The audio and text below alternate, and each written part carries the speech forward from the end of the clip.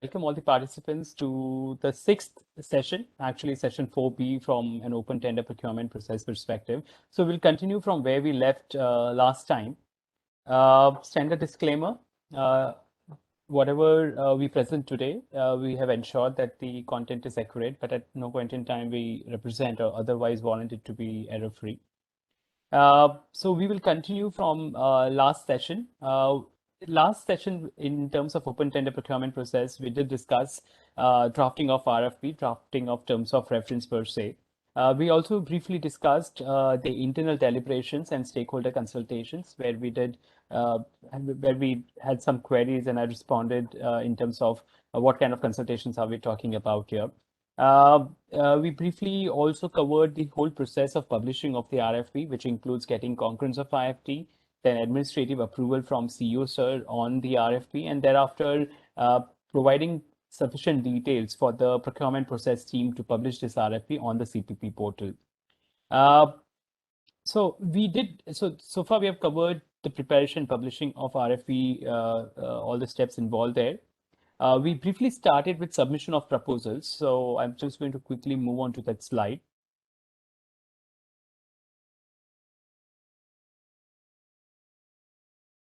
So we spoke about RFP advertising and mailers. We spoke about receipt of queries and registration. So I briefly also showed you the Google form, which has details around capturing of email, name, designation, company name, and any queries if the applicant has, so they can make use of the Google form. Today, we will cover the steps after publishing of the RFP and getting the queries from the applicants. So the first step there is pre-proposal conference, and thereafter we'll jump on to bid eligibility checks, bid responsiveness checks, bid evaluation, and financial proposal opening and evaluation. So before we get there, any questions from our previous session? Anyone would like to share any thoughts? Okay, so come, yeah. Hi, Paresh, Himanshu here. So, yeah, Himanshu, please. Yes.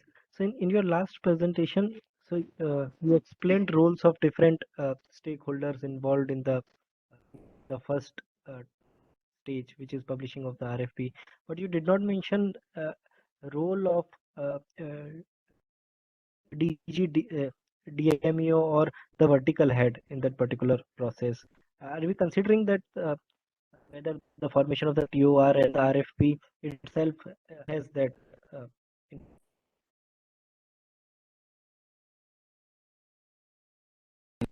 Yeah, thanks, Himanshu, for that query. So what now we are getting into is roles and responsibilities within the DMO, and within DMO, the technical team, process team, the procurement team. So briefly, last time I did cover that without getting into semantics, whether it's a DMO vertical, whether it's a DMO matrix, or whether it's an evaluation or a monitoring vertical. The broad segregation between the teams that I look at the whole procurement processes, there is a procurement process team, which takes care of the process compliance to government rules and procedures, which takes care about uploading of the RFP on CPP portal. So that's very clear, procurement process team. The second part is procurement technical team. So this technical team is per se well versed with rules and procedures in terms of RFP template, in terms of broad clauses. They can understand the implications of changing the language of any of the clauses in the RFP. It also brings with it the past experience and legacy of all the procurement done in the past. So that's the procurement process team and procurement technical team. Very clearly demarcated. Process team takes care largely the process bit. The technical part, the technical team takes care of the content that goes in the RFP, content that goes into the response to queries, or content that goes into the corrigenda. So that's where we have the procurement team. Now, there's also a subject matter team here, and I'm using the term subject matter team is because it could be different metrics or different verticals, or monitoring or evaluation looking for outsourcing of any of their tasks or project. So for simplicity's sake, I'm going to use the term subject matter team, or the team which has a requirement of outsourcing. Now, this particular team, while they might not be well versed with the procurement aspects, but they're expected to bring to the table the subject matter expertise with regards to that procurement. Now, when I say subject matter expertise, they are the ones who will know what is expected from terms of reference. So they are the ones who draft the terms of reference. Second, during the pre-proposal conference, there might be certain queries that emerge from the applicants with regards to the same content when it comes to terms of reference. What are the expectations? So that again gets answered by subject matter expert team. Thereafter, when we reach technical evaluation stage, again, the same subject matter expert will be in a position. It could be expert, it could be experts, it could be a team, could be in a position to give rating to assignments to the entire technical bid evaluation. Again, because it falls into the domain of the subject of the RFP, the terms of reference of the RFP, it is to be managed by this subject matter expert team. So again, to summarize, we are talking about three different teams: procurement process team, procurement technical team, and the subject matter vertical, subject matter metrics or subject matter experts who manage the technical content and response to those queries. Himanshu, does that answer your query? Yes, Parish, but I'm just confused between the procurement technical team and the subject matter team. They are the responsibilities are overlapping very much. I think. Yeah. That's where the maker checker principle, if you remember from my previous session, the maker here or the drafter here or the first round of evaluation checks that is being done by subject matter experts. So the first terms of reference are also being drafted by that subject matter expert team or the nodal vertical or metrics in our case. The checker here is the technical team. They review the content. So the way Himanshu, the others have been providing feedback on the RFP content per se, whether this clause, the implications of any changes that they have made, or implication of any deviations that they are making from model RFP is given to procurement technical team, and technical team will take care of providing the draft templates. So they have to keep updating the draft RFP templates. They have to keep updating the draft TOR template. So that up-to-date part is being done by procurement technical team, plus the checker for any changes that are being made to the RFP, any deviations that are made to the model RFP. Does that answer your query, Himanshu? Yes, The maker yes, checker. yes. Yeah. Any more questions? Anyone? Any clarifications? Okay, so with that, we jump on to today's agenda. So we were talking about submission of proposals, and we did cover RFP advertising, mailers, receipt of queries. Today, what we're talking about is pre-proposal conference. And Himanshu, I might ask you to share your experience about how did you go ahead managing the pre-proposal conference for the two recently floated RFPs. But before we get there, what you see on the screen, and I'm on slide 20 here, is the details which is there in the RFP itself. If you are clear at the time of publishing of RFP itself, I would request you to put the details to the extent possible in the RFP itself. So date, like for the previous RFP, the date was February 1, time 2 to 4 p.m. It was supposed to be held through a virtual meeting. The meeting link was provided. So generally the Cisco WebEx links or the Google Meet links could be longer. So you could make use of tiny URL to shorten it. Similarly, the previous registration form that I had shown you about, so that same registration form link is provided in the RFP itself. So these details are provided in the RFP, but if at all any of these details are not available at time of publishing of RFP, let's say we are having it as virtual meetings today, but maybe 6 months, 12 months down the line, we might move on to offline meetings. In that case, the details have to be uploaded in form of a corrigendum. So what you can do is actually you can say that the details to be uploaded on NITI or DMO website, and thereafter, as part of the corrigenda, you can provide those details.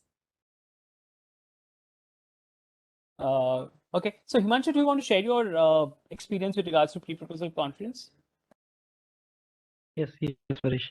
So, so as you mentioned, for pre-proposal conference, we are including the registration link for the pre-proposal conference as well as the meeting link in our RFP document, and also we are sharing these both the links to our mailing list. So there is a deadline for registering for the pre-proposal conference, as well as there is a deadline for sending their queries on our official email ID. So while registering for the pre-proposal conference, they may also provide their queries in the registration form. Okay, so during the pre-proposal conference, usually it should have the vertical head should be present. And so it starts with the opening note of the vertical head, and we ask all the potential bidders who are available during the pre-proposal conference to post their queries in the chat box. So followed by the opening remark, we take them through the functions of the DMO, as most of the potential bidders might be new to what DMO does and uh, what is it. Then followed by the TOR, terms of reference, what is expected from them, what are the major clauses that are there in the RFP, what are the deliverables, and what are the timelines. And after completion of that, we take up the queries which they have sent us to through the email or they provided in the registration form. And after that, we take queries which are available on the chat box. And if there is a follow-up query, then we may also take that. And if we have time, then we unmute the specific applicant and they may ask their question. So we try to ensure that the major queries are actually answered during the conference, and for the queries which are not exactly the queries but are actually uh, a request to have concession in some of the clauses, or for example some of concession in the eligibility, so we may not answer these queries, and we may tell them that these uh, we might include concession in the following clauses after deliberation at our end, and soon the answers to these queries uh, will be published. And if there is a requirement of a corrigendum, then it will be published soon. Thanks, So thanks, Himanshu. thanks, Paresh. Yeah. Anything else, Himanshu, that you would like to add? No, Paresh. That's all. Okay, so thanks, Himanshu, for sharing your experience. So, as Himanshu pointed out, just to ensure that you have sufficient participation in the proposal conference, we make sure that communication mailers are sent 4 days prior and 1 day prior to the day of proposal conference. We share the meeting link, we share the link to the registration form as well. As Charlo also posted in the chat, we might make use of some creative, some social media to create some campaigning around the RFP. So the pre-proposal conference is a good indication of how much participation that you can expect in the RFP. Then thereafter, as Himanshu said, there has to be a deck that has to be presented to the participants. Uh, what we are talking in terms of this conference is to give them a good idea about terms of reference. So again, the subject matter team, and as Himanshu would like to call it, the nodal metrics, nodal vertical, may give an idea about the terms of reference. What are the expectations? And thereafter, the procurement technical team and procurement process team can put around these can explain the specifics around procurement to all the applicants. We need not answer all the queries, provide all the clarifications during the meeting itself. So for certain areas where you require discussions, or if there are certain points of contention, then you can always let the applicants know that we will internally discuss and come back to you. And this will be, the responses will be provided in writing as part of the response to queries document. So that is something we can choose to let the applicants know and accordingly respond. So before I get into response to queries and corrigendum, any questions on pre-proposal conference per se? Paresh, Maitri here. I had one doubt. So we take up queries during the pre-proposal conference and even before that, and based on those queries, we make changes in the RFP. But till when do we take these queries? Like when, like after that, we do not have any discussions with these institutions. Good question, Metri, actually. If you go by the RFP, there is a fixed date for last date of response to query, last date of receiving of queries. That date of receipt of queries is typically a day or 2 days prior to the pre-proposal conference. So let's say in the previous case, if Feb 1st was the date of pre-proposal conference, then ideally we should have closed receiving queries on 30th or 31st of January. Now thereafter, the bidding authority, so in this case GMO, reserves the right to respond to the queries thereafter or not. So there's no onus on DMO to respond to queries after the date of receipt of queries is closed. Now, looking from an outcome perspective, what we are looking for is, as much participation as we get, as much competition as much as possible. So in that pursuit, we do accept queries even after we have closed it. So it can be until the day of pre-proposal conference. For that matter, as Himanshu was saying, certain queries we receive in the chat box during the meeting. And if we feel it is pertinent, it can help us have more participation, more competition, we do accept queries and we do respond to them in writing. And even after pre-proposal conference, we see a huge chunk of queries coming at the time of submission. So when you try to submit, which forms to be submitted in Excel, which forms to be submitted in PDF. I'm facing issues with logging in. The CPP portal is throwing some errors. Can you help us with that? Now the queries will continue until the last day and last hour and last minute of the RFP. While we are not obliged to respond to those queries, but in the past, we as procurement team have responded just to ensure that we have enough competition and enough participation in the RFP. But as I said, it's not mandatory. We can choose to draw a line on the last date of response to queries as mentioned in the RFP. Maitri, does that answer query? Yeah, Paresh, that was thanks. Okay, thanks. With that, I move on to the next two documents. Yeah, Himanshu, please. Sorry, I forgot one thing. So apart from receiving queries on the registration form, email, on the email and during the pre-proposal conference, there is an option to send queries on the CPP portal as well. But for this particular pre-proposal conference that we had recently, we did not receive any of the queries on the CPP portal. Thanks. Yeah. Thanks, Himanshu. Yeah, that's the other check problem. So eventually, all this has to converge on allowing queries only through CPP portal. But because it's a learning phase, the applicants are also learning. A lot of them apply for our proposals for the very first time. Hence, we allow them to provide us queries through email, through CPP portal, through chat, through Google Forms. So we are allowing that. But eventually, maybe 6 months, 9 months, 12 months down the line, when the applicants have matured enough, then we can converge all to just CPP portal and we can just accept queries through the CPP portal. Thanks, Himanshu, for that details. Coming on the next slide. So there are two documents now we will need to talk about in far more details: response to queries and corrigenda. So what you see on the slide is actually the format that we use for response to queries. Now, what you see is the third column here, the query, is verbatim as posted by the respective applicant. What you see as on row number 2 is referencing of that particular clause. So the clause could be the main section, invitation for proposals, or it could be one of those schedules or one of those appendices that I'd spoken to you about last time. So there are 3 sections in the RFP. First is the main section, invitation for proposal. So wherever you do not see a section name, you can assume that it is about the main section, invitation for proposal. But if you have to reference to agreement, you might have to call out saying schedule 1 clause so and so. So then that refers to agreement. If you're going to talk to about a certain form, then you have to probably mention appendix 2, form number 2 or 3. So the clause number of RFP should be self-explanatory by itself. So it has to be specific. And this details you can find in the in the query document provided by the applicant. Response, the last column that you see on the right, is what the authority is supposed to provide as part of clarifications. Now our RFP language itself is is drafted really well. It takes into consideration the legal aspect of each of the words. So it's recommended that we do not provide any we do not start using any new language to explain those clauses. What we can do is we can tell them that look at this particular specific clause in RFP, which is clear and explanatory. We are not expecting any changes there.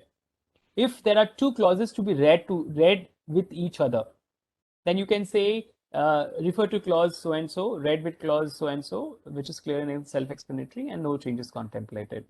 Now, there is a drawback to using the standard template or standard format, where you might there might be some ambiguous terms, or there might be some ambiguous interpretation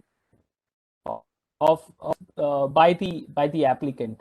In that case, you can choose to add one or two more explanatory lines, but make sure that all the words in that particular response is vetted really well and thought through. Because as I said last time, this response to queries document and corrigendum will also become integral part of the RFP. So anything that you commit in this particular document itself is also has a legal binding on us. So often what happens is, the applicant will say, this is my interpretation. They will give you some 7-8 lines. And then if you say, yes, this is the right interpretation, then what can happen is tomorrow, if at all there is any discrepancy, they may say that the authority committed that this understanding is right. Now, instead of committing to somebody else's understanding, we say whatever is given in the RFP is what we will be bounded by. So what you see on the top is probably the standard template that you can use for responding to such queries. You just say that, if there's a certain query and that part is clearly explained in the RFP, you just say, please refer to this particular section, this particular clause number, read with so-and-so clause number if there's, adjoining clauses, which is clear and self-explanatory, no changes contemplated. But at some places, you might need a corrigendum. So some qualifications, they say, can you include management in it? If you feel management is a relevant experience that can be added, then you can issue a corrigendum. In that case, again, in the response, you do not need to repeat the corrigendum. You can just say, please refer to the corrigendum 2 or 1 of the RFP with regards to the section name and clause number. Now, this particular corrigendum explanation and the new text will be provided in the corrigendum, which I'll show on subsequent slide. So before I open up for queries, let me just show you the corrigendum as well. So what you see on the screen now, and I'm on slide 23, this is the corrigendum format. So yes, the corrigendum forms an integral part of the RFP. And then you have a standard template where similar details, serial number, clause number, and what we put on the provision in the RFP is towards the right. Any additions have to be underlined. Any deletions have to be striked through. And if there is some preceding and succeeding text, which you do not want to elaborate here, you can always use 3 dots, brackets, which means there is a preceding text and there is a succeeding text. The clause has to be read together with that. So if there was a query with regards to clause 2.1.4 asking, you are saying length of relevant professional experience, how would relevant be measured? Let's say if that was a query. And then you realize relevant was inadvertently added, you can issue a corrigendum saying that, this relevant is incorrectly mentioned. It should have been just length of professional experience. So if that's your corrigendum, the response to the query would have been simply refer to clause 2.1.4 of the corrigendum 2 of the RFP. It could be as simple as that. You do not need to explain that, relevant was inadvertently added earlier, we are now removing it. That explanation is not needed. Please stick to standard format to the extent possible. Any questions, Maitri, on the chat? No, Paresh, nothing on the chat. Anyone who would like to unmute or ask the query? I'm sure the evaluation team, there are certain members who are working on response to queries and corrigendum for that respective RFP. So feel free to use this forum to voice your queries. And also, if needed, I can show you the Excel where this is being captured. Manish Kareji has a query. Yeah, Maitri. So his query is, who approves draft response to query, subject vertical or the technical team? Yeah. Again, let's go by the guiding principles. When it comes to subject matter related queries, it should be the respective vertical metrics team to respond to that. When it comes to the procurement related clauses, the legal clauses, there it is to be addressed by the procurement technical team. And if there are CPP portal related queries, then the process team can respond to those queries. But because large chunk of the queries is going to be the terms of reference and subject matter related, probably the draft should be prepared by the nodal vertical, and thereafter the procurement team can provide their inputs. Now coming to an approval perspective, because the RFP was approved by was released after IFT concurrence and after COS's approval, any changes to the RFP, which is if you're having a corrigendum for your RFP, it has to go through the same approval process. So first, the vertical head or the nodal vertical head or the procurement team head can have a look at the response to queries and corrigendum. Thereafter, it has to go through a formal approval process where DG DMO forwards the request to IFT for their concurrence, and thereafter it gets sent to COSER for their final approval. So that's the similar approval process that we follow for the RFP as well. Hence, any changes to the RFP also have to go through the same process. Manish Kariji, does that answer query? Yes, Kariji, thank you. Okay. Anyone from the evaluations team, any query? Okay. Hi, this is Yeah, Adhiraj. Adhiraj. Yeah, please, Adhiraj. Go ahead. Yeah, so I was just looking on CPPP, and on CPPP, when you put in a corrigendum, you have to state what kind of corrigendum it is, whether it is a change in dates, whether it is a change in fees, whether it is a change. So when we have one corrigendum that covers multiple different things, what do we put that as? So Type of corrigendum. Sure. Date, if you are changing dates, you need a separate date corrigendum because all the other fields that you had earlier put as part of the form have to be updated. So if you are extending the deadline by a couple of weeks, then you need a date corrigendum, a separate date corrigendum. For the others, this typically the kind of clauses that we're talking about, which is as part of the RFP, but the larger the procurement process per se on CPP portal remains unaffected. The process remains same. There you can use the term, I think it's others is what we typically use. And there's also one option for cancellation of tender. So that gets used only when you're canceling the tender at any point in time. So dates have to be separately done. Retendering has to be separately done. The others can be clubbed under others itself.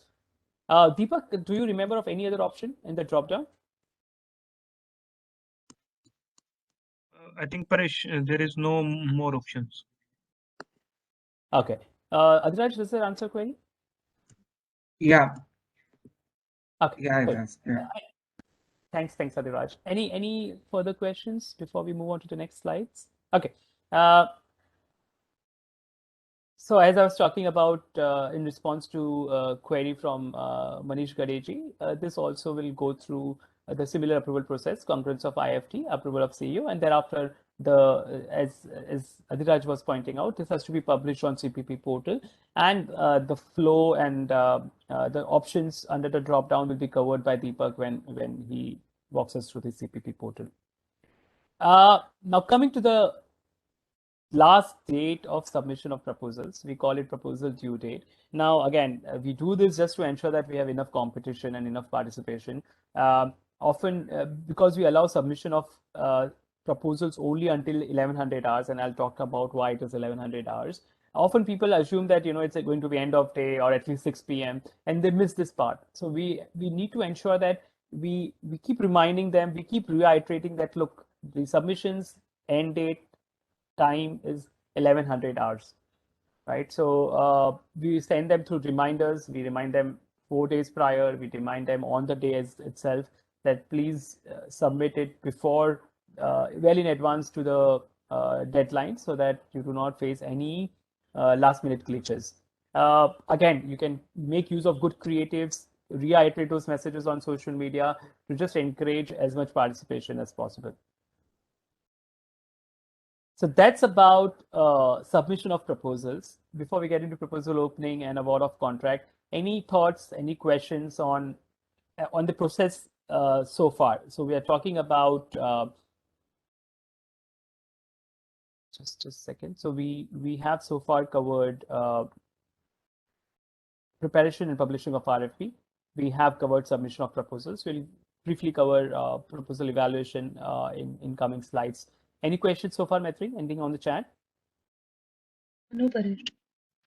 Okay, so with that, we jump on to technical proposal evaluation. What you see on the slide is a high-level process map of what goes into technical proposal evaluation. Briefly, 11 steps. So I'm going to give you a brief idea about this 11 steps, and then we'll get into specifics of each of the steps. So as soon as the proposals are being submitted, parallelly we start preparing for proposal evaluation. So the first task as part of proposal evaluation is appointment of committee who will do the proposal evaluation and proposal opening.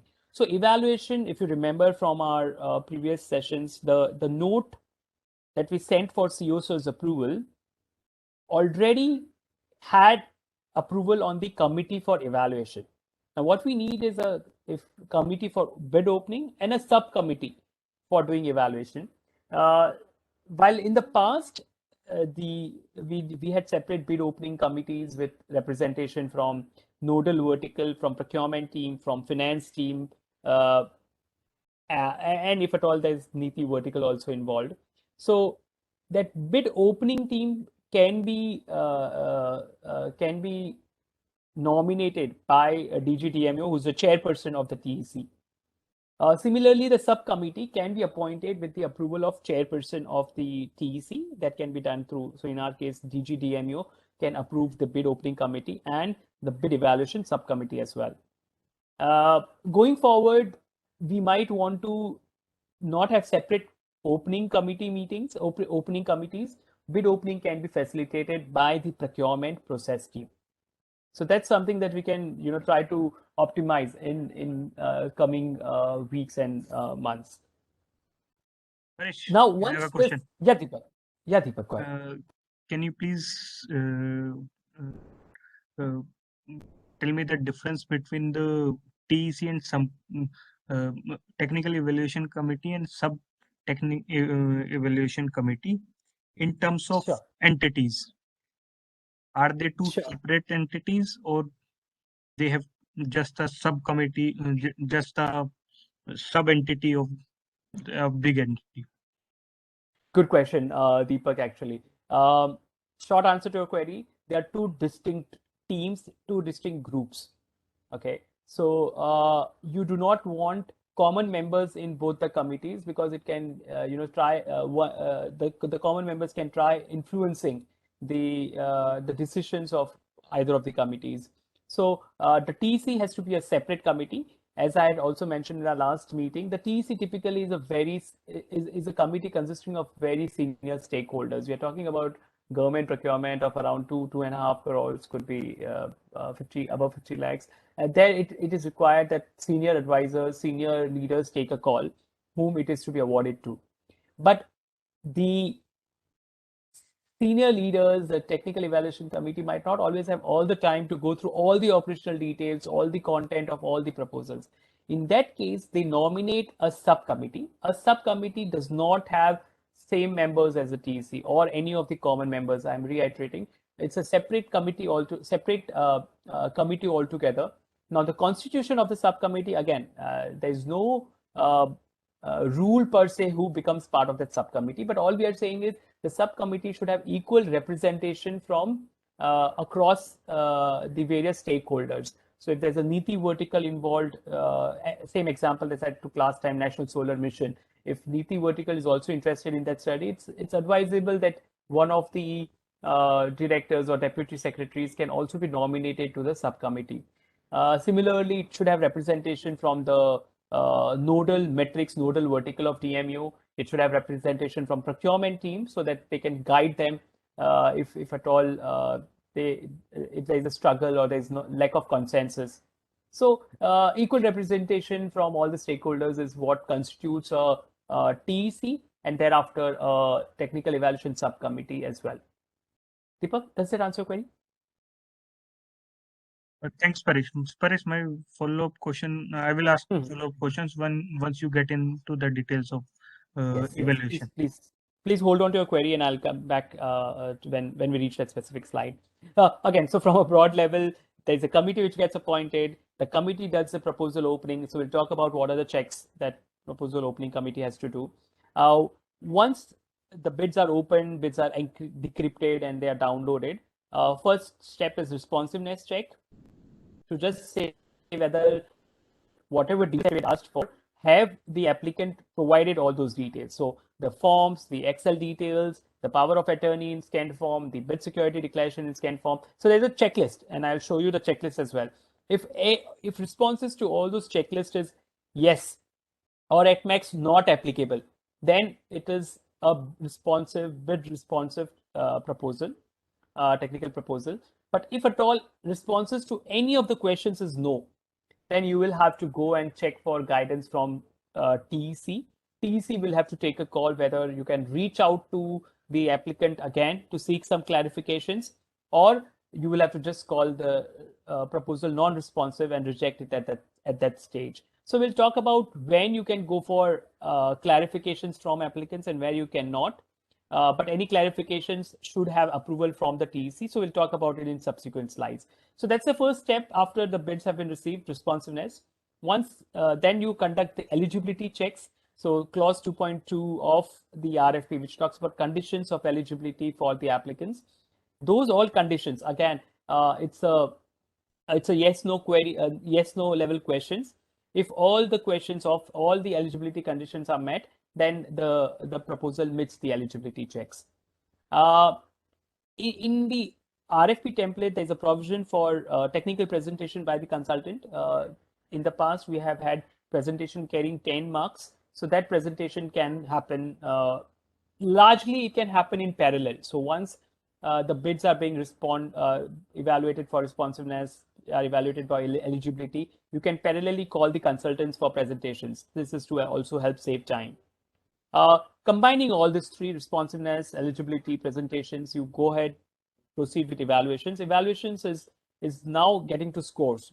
So each of the criteria carries a fixed weightage. It can have sub-criteria, and some of them could be a comparative number. Some of them could be subjective, where you have to rate the quality of assignment. So all those things I'll show you in an Excel sheet also how these evaluations are done, but that's the next step. Once the subcommittee has arrived on their decisions with regards to responsiveness, eligibility, and evaluations, then they make a presentation to the technical evaluation committee. The technical evaluation committee, if at all the subcommittee said that we want to reach out to applicants for clarifications, the TEC might give go ahead for reaching out for clarifications, and thereafter the presentation, the findings can be shared again with the TEC, and TEC can take a call. Now the recommendations of the TEC are then have to be sent for concurrence of IFD and then approval of CEO. Once the TEC recommendations are accepted and approved, the results can be published on the CPP portal. So that's a high-level process flow of technical proposal evaluation. Any questions on this slide before we get into specifics? Yes, Paresh. My follow-up question is on the recommendations submitted to TEC by the technical subcommittee. Actually, what's my question is on the modus operandi of the subcommittee and on the recommendation submitted to TEC. What kind of recommendation subcommittee suggests? There should be some specific recommendation regarding the acceptance of some proposals, and there should be there may be some recommendation in respect of rejection of the proposal based on the clauses of RFP and OR of the RFP. Now, when we get into those aspects which are open-ended, so how can be what should be the criteria and what should be the process to make those recommendations to TEC, and what should be the language which subcommittee used while submitting the recommendation to TEC? Thanks, Deepak, for that query. I think let's hold on to that query when I come to minutes of meeting of how subcommittee presents their findings to the TEC. I'll try to address those queries then. So let me come back to that in a bit. Any further questions, Maitri, on the chat, or anyone would like to unmute and ask your question? There's nothing in the chat as of now. Okay, cool. So let's start with a couple of other steps, and then we'll come back to the question from Deepak. Technical bid opening. I spoke about, the chairperson of TEC recommends, nominates a bid opening committee, and thereafter the bid opening has to be done. The members have to gather, and they have to the proposals have to be opened. Now, what you see on the slide is a checklist. I'm not going to drain you through this list of items, and probably most of them will be also covered when Deepak walks us through how the proposals have to be opened and shows you the screenshots. But the point that is to be noted here is largely the process has been automated in the CPP portal. Earlier, what used to happen is because the proposals were submitted in hard copies, it required us to number each of them just to ensure that tomorrow somebody might not say that this page was missing or this page was added, but you misplaced that particular page. So those kind of provisions were there in the earlier bid opening process, but now they are inbuilt into the CPP portal. So it's a fairly straightforward bid opening process now. Just calling out, how the proceedings work. There's opening remarks by the chair. Then we log in into the CPP portal using our digital signature certificates, and we start calling out. Earlier, we used to have, and what you see as striked out here, bid security power of attorney was submitted in hard copies. Now we are doing away with that. So again, it further simplifies the process. We just call out the name that these are the proposals being received. So applicant number 1, this is the name. We click on that particular applicant, a set of proposals show up. We decrypt those proposals in front of everyone, and then they are downloaded and stored into a folder. So very simplified process. There's nothing, there's no scope for any manipulation here. And then thereafter you record the minutes and upload it onto the e-file. The proposals which have been opened, which have been downloaded, are then sent to the subcommittee for evaluation. Now, what you see on the slide is again the checklist for technical bid eligibility and evaluation. So I spoke about presentations to be conducted. So the presentations are scheduled immediately to not save time. So once these presentations are scheduled, there is you have led the subject matter team. So here more the procurement process team takes care of the logistics part, and the presentations are conducted. The proposals have to be shared with the respective bid evaluation teams. So whatever is the subcommittee needs to have access to the proposals. So those need to be checked. Thereafter, we move on to bid evaluation, scoring. The subcommittee evaluates results. The results are shared with TEC. Once the results are shared with the TEC, the meeting has to be organized. So after that meeting is organized, we present those findings. The TEC officials approve those results. All this has to be recorded into a minutes of meeting. Approval has to be sought. Concurrence of IFT has to be taken, and then this criteria is uploaded on the CPP portal. So again, a checklist. This is for our ready reference, so that tomorrow, whenever we do RFP evaluations, we do not miss any of those processes.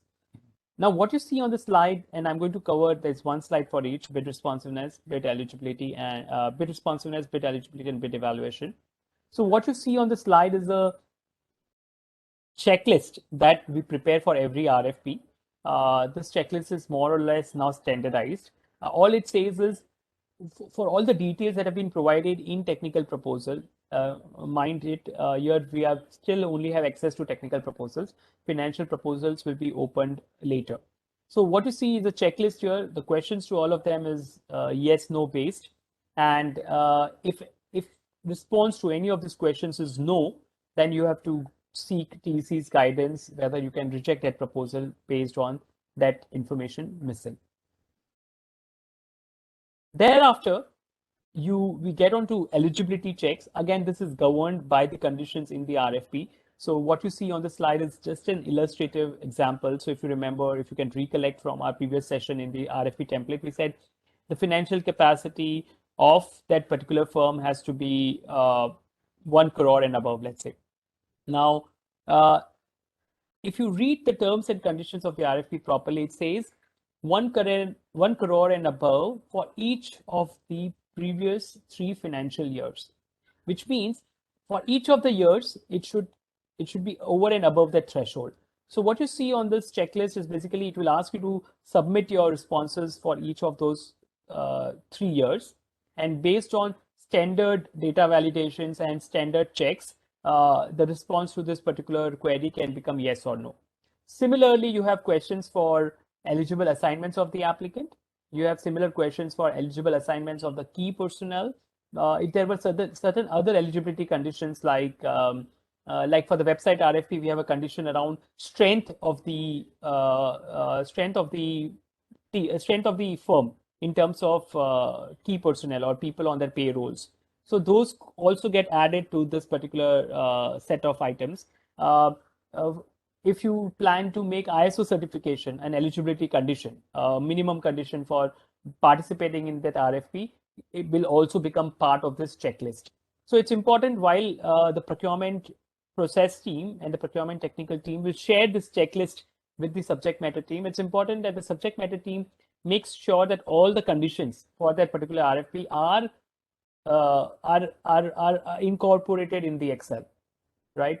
It should not happen that tomorrow somebody says that this particular condition was there, and like for the survey firms, we had a condition for CAPI-based surveys as well. So it's important that all those details have to be included, and procurement team will not be in a position to know exactly if all conditions have been captured or not. So that's where the subject matter team will have to also do a sanity check and ensure that those details are captured here.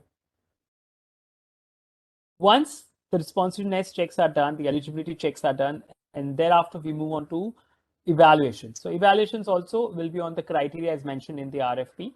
What you see on the slide is again a screenshot of how this Excel looks like. So if there were 1.25% marks of the total given to average professional fees. So again, you can enter the details on the Excel sheet and it should be self-calculated. So that's the idea of having Excel sheets so that we can automate the entire evaluation process as well. But again, the standard templates are there, but this will have to be tweaked for the respective RFPs being floated.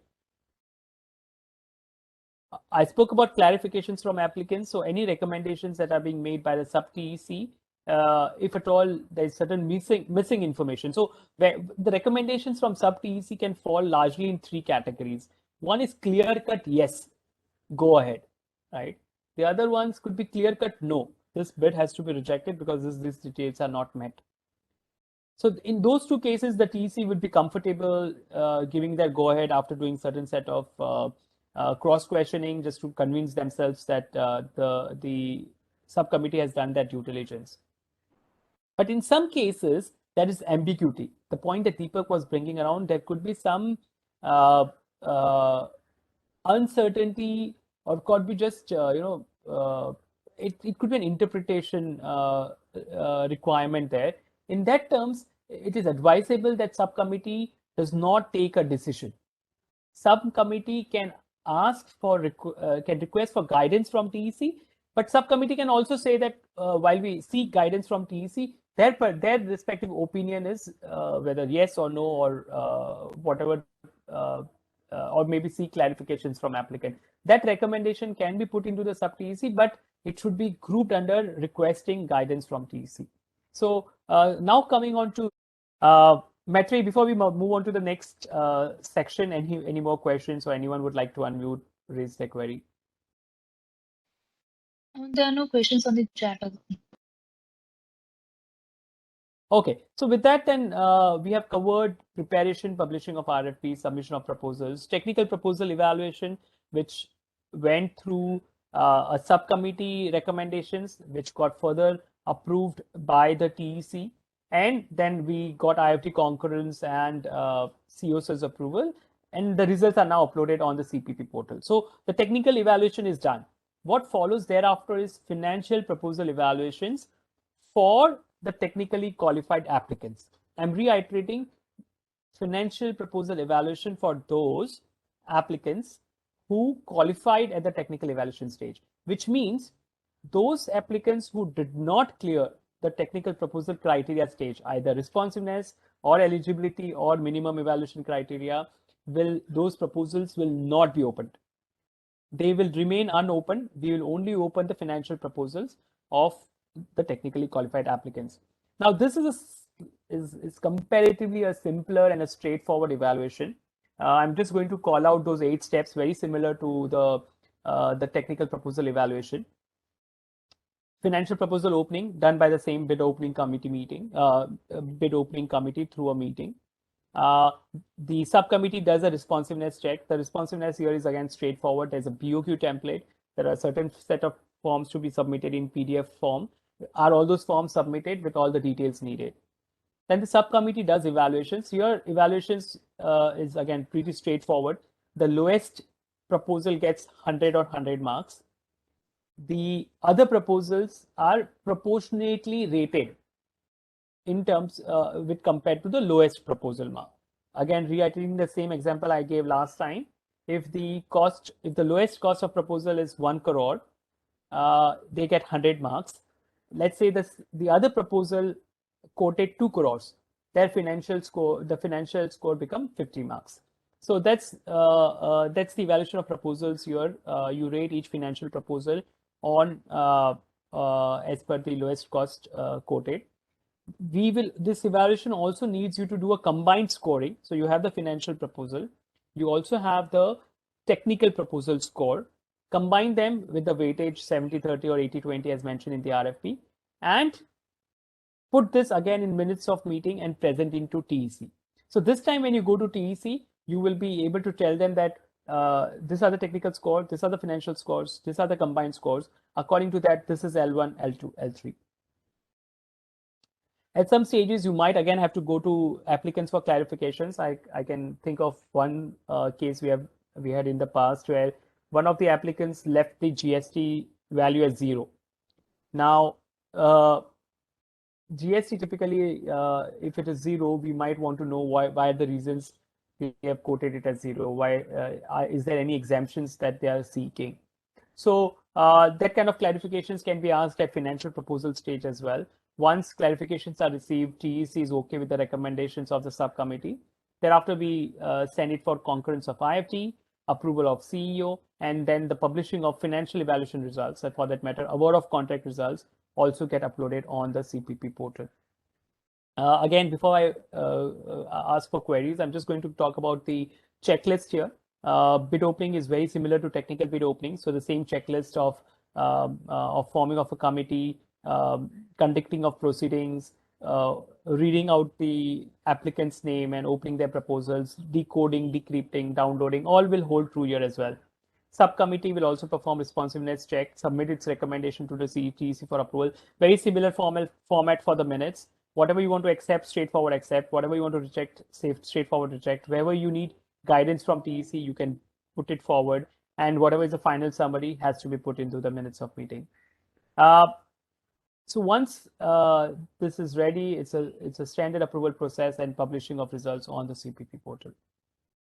Before we get into the final stage of award of contract and signing of agreement, any queries?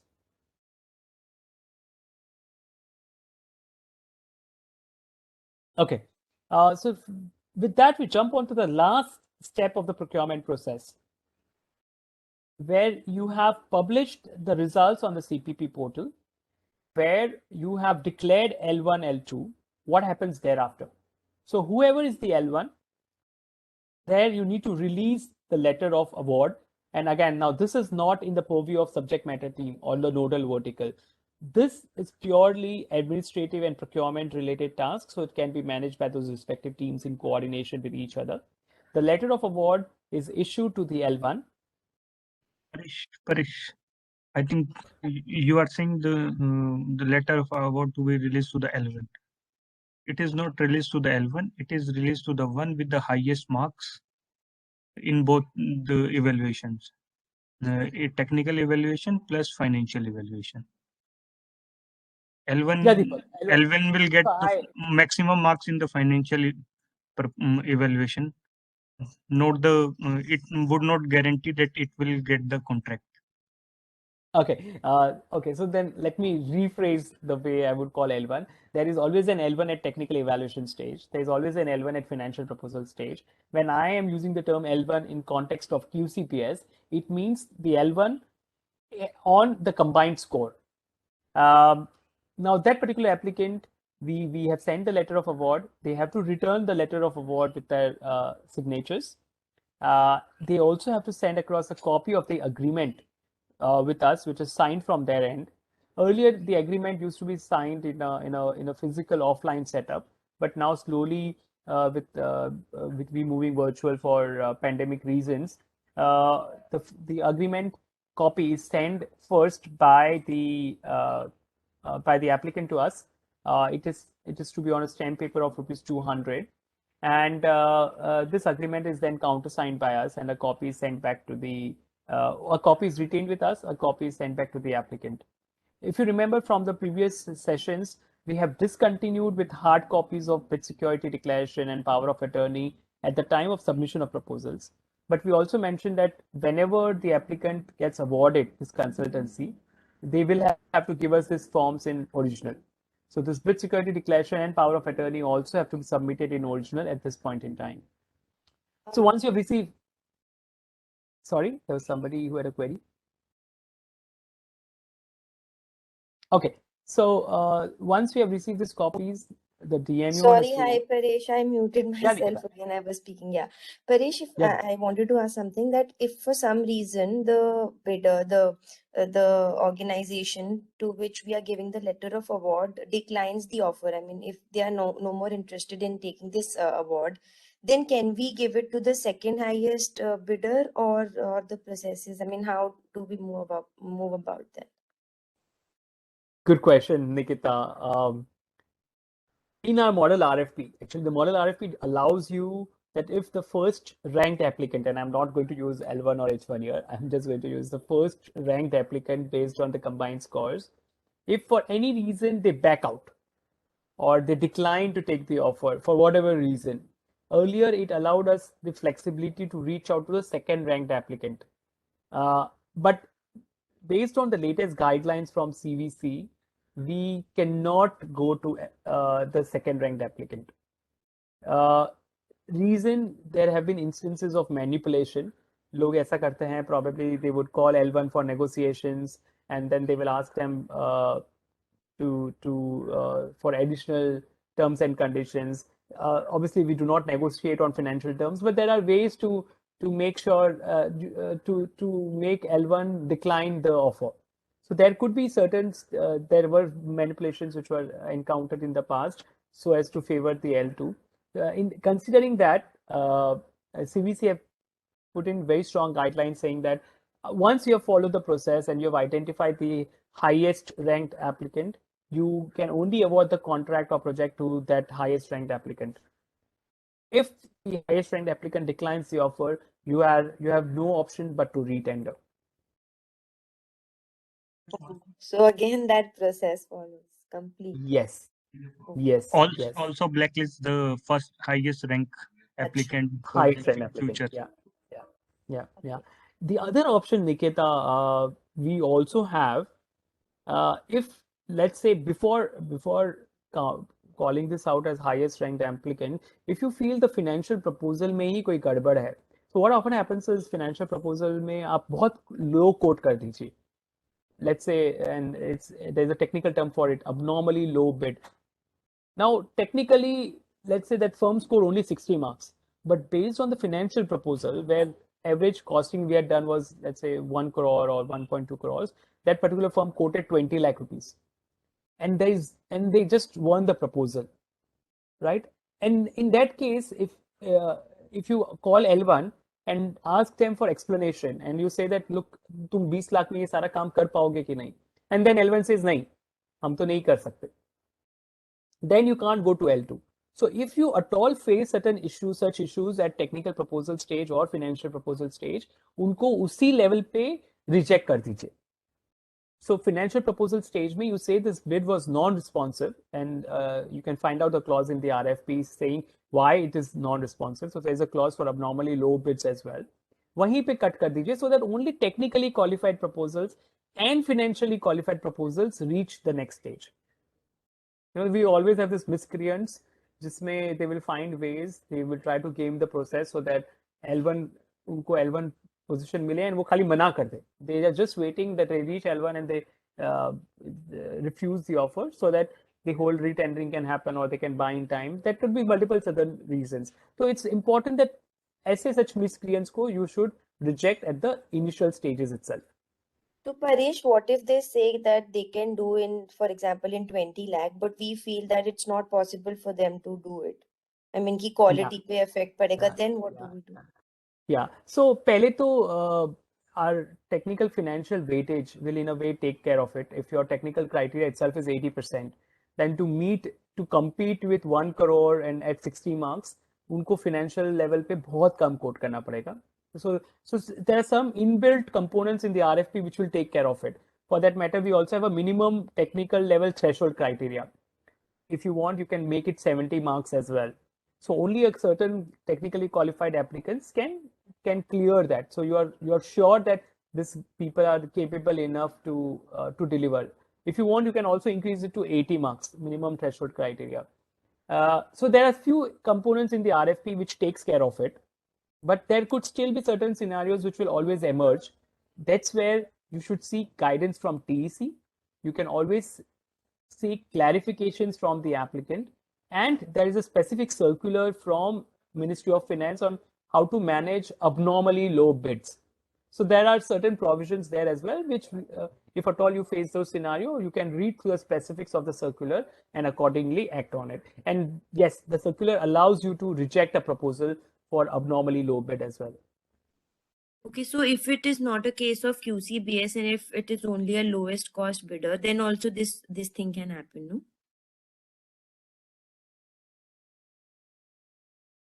Yeah. It can happen. LCS may you run a very high risk of meeting such miscreants. But the reason you will prefer LCS as a mode of procurement is only when you see technical capability has no weightage altogether. Either all the participating firms are at the same level in terms of technical scores, or if it's a very commodity-based procurement, जहाँ पे technical capability does not matter. Then in that case, in that case, then only you will use LCS as a method. And in that case, lowest cost वो करके दे रहा है आपको, तो you might just go ahead with it as far as they are meeting the minimum criteria that has been laid in the RFP. But you can always face this issue in any kind of procurement, QCBS, LCS. We also spoke about the nomination based maybe हो सकता है वो. In that case, we have to get into specifics of that abnormally low bid RFP and accordingly work on it. Got it. Thanks. Yeah, and TEC will always be there to help you out. So with that vast experience in the past, they will be able to guide you better. Okay, so that's why. Yeah, Deepak, go ahead. Can you please bring some light on the clauses which are in RFP for rejecting the abnormally low bids financial proposal? I don't remember the clause number per se, but definitely there is the RFP says that all the other instruments released by Government of India are also integral part of the RFP.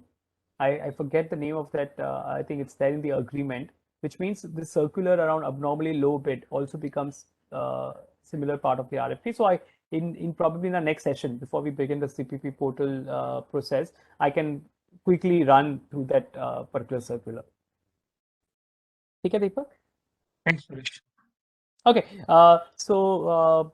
in interest of time, I'm quickly covering the rest of the steps. So once the agreement is signed, both parties have agreed to it, we can start commencing the study. Some of the RFPs might have a clause for release of mobilization advance. So in limited tender studies, we have a 30% upfront mobilization advance, so that has to be released immediately. In terms of model RFP, and something that we are also following for website RFP and the other two open tender RFPs, the mobilization advance is optional. So the respective selected applicant can decide whether they need a mobilization advance or not. If they opt for mobilization advance, there are certain bank guarantees, certain interest terms that they have to agree to. So provided that is done, the mobilization advance can be released. Paresh, Thereafter, is mobilization Johan. advance same thing as bid security, or is it something? No. They are all three different terms. So bid security is only for a security with the bidding authority until the evaluation is complete. So bid security का purpose ये होता है कि कोई भी ऐसा वैसा proposal हमें submit ना करे जिसके basis पे हमारा time waste हो. they submitted proposal to us, but at the time of award of contract, they said we are not interested. Then you can always take that bid security back. For that matter, these people submitted their technical proposal. You spent so much time on the technical proposal, and then when you open the financial proposal details are not there. So there are certain details, there are certain clauses in the RFP which says that if you feel if at any point in time you feel the applicant was actually wasting your time, in not those many terms, but that's basically what it says. If they try to play games with us, in that case you can forfeit the bid security. So the bid security is limited only to the bidding stage. It's only limited to the evaluation part of the proposal. Performance security comes into picture after the signing of the proposal. So proposal signed करने के बाद, if you feel there is any deficiencies or the particular person is not acting to the levels that we had asked them to do, then the performance security comes into place and you can forfeit it. Which means after award of the contract, bid security has to be returned and performance security has to be asked for. So that's the handover that happens. Bid security. So for the applicants who did not get selected, तो उनको तो bid security आपको ऐसे का ऐसा वापस देना पड़ेगा. Now coming on to mobilization advance, and my apologies, I did not probably expand on what this mobilization advance means. In industry parlance, mobilization advance means when I have to start a project, there's certain upfront investments needed. My deliverables and payments can only kick in after my first milestone is achieved. So usme there is a working capital requirement that happens. So let's say tomorrow, taking 5 members of DMO, I bidded for a contract. I'm very hypothetical terms. We bidded for a contract. Now each of these 5 members, the salary starts kicking in from the first day itself. So I have to start paying these 5 members from the day 1. But my deliverables actually will pay me only after month 3 or month 4. So in that case, a mobilization advance is put in to finance the salaries in the first few days, to manage the working capital. There could be upfront software or goods to be purchased. So that's where you might need mobilization advance. Now there's a cap on mobilization advance. For a model RFP based procurement, the cap is 10%. For our limited tender RFPs, we release 40% upfront. Ruhani, does that now clarify? Even if you haven't delivered, even if the contractor hasn't delivered anything, we have to release. Yes, and there are riders. So this is given only against bank guarantee. So the cynicism that you have, or the questions or concerns that you have, कि क्या हुआ अगर ये deliver नहीं कर पाए, then you can actually exercise the bank guarantees and get that money back. Okay, thanks. Okay, and thereafter you hand it over to the subject matter team, and again in Himanshu's parlance, we will hand it over to the nodal team to take it over from there, and then the nodal metrics will manage it with the accounts team whenever the processing of payments is to be done, or the quality is managed by the subject matter team themselves. So that's the last step I had in terms of approval, in terms of the procurement process. Any questions? Yes, Parish. So can you list down the point when the accounts department comes into this whole process, and what are the specific activities that are involved, in which the accounts department is involved? Yes, thanks, Himanshu, for pointing that out. So when would accounts team be interested or get involved here? One is payments to be made. That's when accounts team will be involved. So there, or a mobilization advance has to be paid. So the details that accounts team will ask for, if it's a newly awarded contract, the accounts team might not have set up that particular applicant on their on the PFMS. So they might ask for bank statements. So the bank details, bank account details, the NEFT, RTGS details. So that is something has to be requested from the selected applicant and shared with the accounts team. The second thing is the accounts team might be interested in the split of the payments. So the breakup of each of these milestones, the deliverables, and when it is to be paid. So they might have to configure this particular, let's say, 2 crore project, hypothetically speaking. Uska jo milestones hai, at what level, what has to be released. This might have to be configured in their system. So that also has to be, the details have to be provided to the accounts team. Third, accounts team, in certain cases, again, we are learning through our experiences, certain cases where the firms are requesting for exemption of GST or their financial proposal quotes the amount of GST as 0, then those details also need to be shared with the admin team, with the accounts team, as to why this particular firm is seeking exemption, so that this all is put into their records and is put into the system, and so that also there are certain TDS deductions that have to be made for GST. So those kind of processing the accounts team can do. So to my mind, at this point in time, Himanshu, those are the 3 requests that have come to us from accounts team. I'm sure at the stage of payment processing, as during the implementation of the project, there might be far more details that accounts team might request. If there are penalties, they might ask us for specific reasons, specific recordings on e-file. So those requests have to be submitted to the accounts team as and when required. Himanshu, does that answer your query? Yes, thanks, Parish. Okay. So that is what I had on the open tender procurement process. I'm just going to quickly check with Maitri or the others if you have any query. Maitri, anything on the chat? No, Paresh, there's nothing on this. Okay, so since we do have a couple of more minutes left, I'm just going to show you a bid evaluation worksheet, not to scare you by showing you this, but I just wanted to show you that certain standard templates that we have created as procurement team, and you can leverage them as and when you reach that stage. So what you see on this sheet is one common Excel sheet which covers bid opening, bid responsiveness, eligibility, and technical evaluation itself. So index talks about all those sheet, checklist of items. As I was talking, I was showing you through the slides. This checklist lists down all those line items. We keep adding, we keep removing as and when as we revise our process. Column D talks about who is the person in charge for that particular activity, so that we do not miss on any of those activities. Certain activities might require some pre-preparation. So there's a start date and there is an end date for each of these activity, and then you track the status of each of them. So there is a checklist, suggested teams. So generally the procurement team will not be able to do all the evaluations, nor would evaluations team be able to do it. So we do recommend subcommittee, as I said, through nomination basis through the chairperson of the TEC. Then sheet 2 talks about list of bidders. 2.1 talks about the checklist items for bid opening stage. 2.2 talks about the checklist items for bid responsiveness stage, similar to what I was showing you on the slide. Typically, we get all our checks done by at least 2 people, so that there is little ambiguity and there's little discretion being used by our subcommittee members. Bid eligibility, again, yes, no based questions. So those have to be entered. Here again, we get it evaluated by minimum 3 members. And then the technical evaluation, where the scores are given. So once the scores are populated, the results are calculated on a total base of 100%.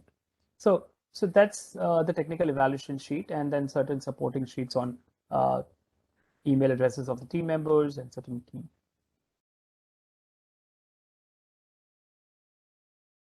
Any questions? Yes, Parish. So for doing this bid responsiveness check or the technical evaluation in the Excel sheet, we use the responses given by the bidders in the Excel format that we have given them on CPP portal. So they are filling all the details and then uploading back the Excel sheet. But how do we do we make a master sheet, and what are the main functions of Excel that we use for making this particular evaluation sheet? Yeah. Because I think Thanks, Himanshu. Unfortunately, we are collecting. Yes. yeah. Sorry, Himanshu. Unfortunately, this particular query is actually will now fall into the domain of expertise in using Microsoft Excel. Now each one has its own way. So when I took the handover from Shweta with regards to UCSS studies, a person had created his own format, and we benefited largely from that particular format. Then I came in, we followed a similar format, but then we introduced this concept of getting it evaluated by at least 2 or 3 people at each stage, opening, responsiveness, and at evaluation stage. So I did make some changes to the tweaks to the worksheet. But then the UCSS and OOMF RFP responses were captured in PDF format. When we did empanelment of survey institutions, now we had the results in the Excel format itself. Now it was a matter of coding in a form where you can collect these results and automatically calculate results. Now I might not be able to cover specific formula, specific Excel functionality that I used in the particular empanelment of survey institutions. But what I can probably share with you is the process that I followed. So what I did when I was evaluating this 28 proposals, or actually 44 proposals that we received from survey institutions, I used Power Query, and I'm just going to use some technical terms here. Bear with me if people haven't heard this in the past. I used Power Query to consolidate all responses of all the applicants on all the forms. So now I have an Excel which includes pretty much every detail that every applicant has provided to us. Once I have everything in one Excel sheet, then it's a matter of coding to get scores at each of those queries and then consolidating it at a applicant level. Now, it sounds very simplistic when a person starts working on consolidation and putting in calculation formula for that. That's when it gets a little complicated, but not everyone is expected to do the way we did it in the past. You can still keep it very simplistic, use it form by form, use it by proposal by proposal, and accordingly you can rate the particular proposal. If at all you want to still use the consolidated Excel tracker that we use for survey institutions, the Excel tracker is still available on the Google Drive, but it might just require you to ramp up yourselves on those Excel functionalities before you start making use of that. So Himanshu, apologies if I've not been able to answer your query specifically in terms of which Excel formula, which Excel functionality. That probably we can handle it in some other session if I at all can take some for Excel functionalities. Thanks. Can we for the show Yeah. that Excel sheet to the team so that they Yeah, get the sense of what you are talking? I was trying to refrain from sharing that Excel because it might scare few people. But now that you have mentioned, let me just quickly open it. Just give me a second.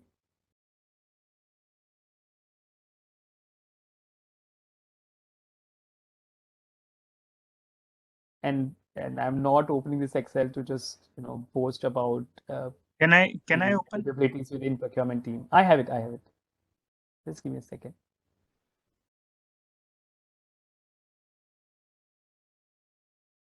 Just give me a second. Yeah. Let me quickly share my screen.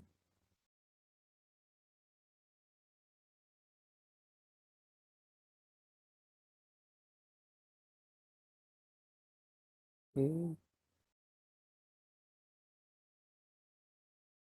Yes. Deepak, can you confirm if you can see my screen? Yes, Paresh, I can see yours. Yes. So what you see on the screen is that simplified Excel I was talking about. I'm just going to disable calculation options. Yeah. Okay. So we had asked Excel related details in 6 forms: Form 2, Form 5, Form 6, Form 7, Form 8, Form 9 from all the applicants. Now, what you see on Form 2 here is basically details of all 44 proposals that we had received. उन सारे proposals के serial number wise, field wise value क्या है is consolidated here, right? Similarly, Form 5, which is about financial year capacity, is also captured here. Form 6, which is about the details of the key personnel, कितने PhD है, कितने postgraduates है, So again, if you see all 44 proposals, unke sari details are captured here. Form 7 talks about the, it was a methodology work plan related Excel, so it's covered here. The most important one, Form 8, which is about the eligible assignments. So those details are also in a way captured in this Excel. So उन्होंने जो eligible assignment submit किए हैं, what is their start date, what is their end date, what is the survey size, what was the client category, sector, what kind of surveys did they do, what kind of states they have worked in. So all this data was uploaded in their Excel format. All I did was I consolidated all these responses in one common worksheet with all those 44 names. And similarly, Form 9 was talking about their offices. And again, by folder, folder name refers here to the applicant's name. Those all details have been captured here. So my first step was to consolidate all these responses in one common Excel. So all 6 sheets are here. And then I start working on it. So if you look at, and I'll show you the working sheet here. Working sheet, and I'll just show you one simple applicant calculation. So in that terms, we are talking about conditions of eligibility around 4 criteria. Evaluation on this 4 criteria, 40%, 10%. So you see the scores 85, 73, and so on and so forth. And there, whether this particular applicant scored 100 or not. Now, this is a top level summary.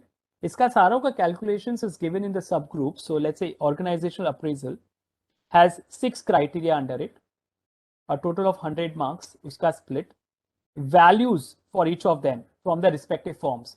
So years since commencement of field surveys, 25 years. So it's calculated going back to that form 2, uska year of inception se lekar today. So 25 years. So the data is captured here. It takes back from the form 2 and then it calculates based on the slabs. So slabs also are mentioned here. And I'll just quickly show you those slabs as well. So 3 to 5 years. So because it was 25 years, which is above 10 years, this gets 10 on 10. So this is the Excel I'm talking about. Again, simplistically, what I've done is I've just consolidated all these responses. And then in the working sheet, I'm recalling those calculations and accordingly scoring them. And then you have an overall summary. Okay, Deepak, anything specific that you want me to call out here? No, Paresh. Okay. Thanks. If you could not follow me over the last 8 minutes, please feel free to ignore it for now. If you reach that stage, you can always learn Excel on the go, and you can also refer to the Excel templates uploaded on the procurement toolkit for further reference. Okay. Any further questions? Parish, we have Yes. one question from Rajiv. Mhm. So he's asking on denial whether the organization will be blacklisted or any financial penalty could also be imposed as the authority has spent so much time and manpower for evaluation of technical or financial. Thanks, Rajivji, for that question. Yes, we do have option for penalty, and the penalty here is bid security. So you can forfeit that bid security. But based on recent circular from Ministry of Finance and Department of Expenditure, the bid security now is more a bid security declaration. So you can exercise the powers under that bid security declaration and blacklist it or ask them for certain penalty amount, depending upon the clauses in the bid security declaration. Rajivji, does it answer query?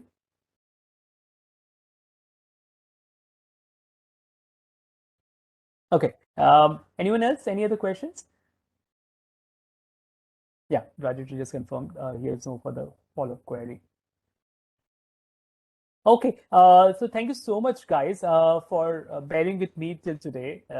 We slowly actually increased our pace. The complexity also increased as we went on to evaluations and responsiveness checks. So while this is just a walkthrough of what is expected, once you start doing it, certain things will become more intuitive and more self-explanatory. So wait for your first assignment in this particular area, and you will slowly feel comfortable